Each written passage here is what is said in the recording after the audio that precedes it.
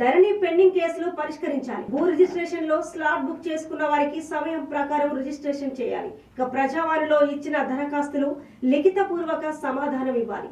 అంగన్వాడీలో ప్రభుత్వ పాఠశాలలో నాణ్యమైన విద్య భోజనంతో పాటు అర్హత కలిగిన ఉపాధ్యాయులు ఉన్నారు. పాఠశాలలో ఉన్న సమస్యలన్నీ తొలగిస్తాం.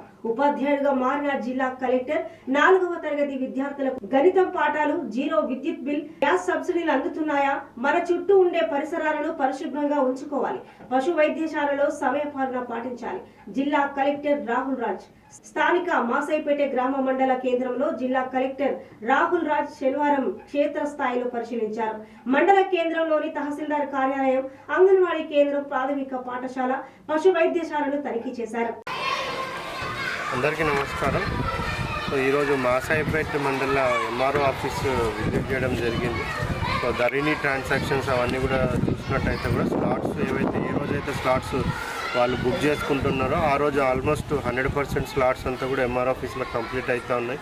కొద్దిగా వాళ్ళ ఎవరైతే బెనిఫిషియరీస్ ఉన్నారో సో వాళ్ళందరితో కూడా ఇంటరాక్ట్ చేస్తూ కూడా వాళ్ళు కూడా సంతృప్తి వ్యక్తం చేస్తున్నారు. సో టైమ్లీ స్లాట్స్ అవన్నీ కూడా కంప్లీట్ అయిపోయింది. ప్లస్ ధరణికి సంబంధించి మాసాయిపేట నుంచి ఏవేవైతే ఉన్నాయో పెండెన్సీ అంతా కూడా వాళ్ళు క్లియర్ చేసుకున్నారు. ఓన్లీ ఒక 4 డేటా కరెక్షన్స్ ఒక్కటే మిగిలి ఉన్నాయి. ఆ 4 తప్పితే మొత్తం ధరణికి సంబంధించిన సమస్యలన్నీ కూడా వాళ్ళ దగ్గర క్లియర్ చేసేసుకున్నారు.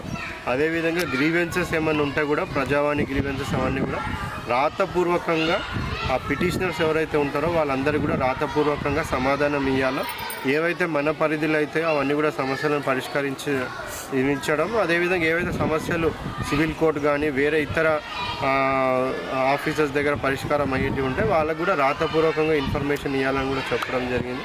మరి దానిలో భాగంగా పక్కనే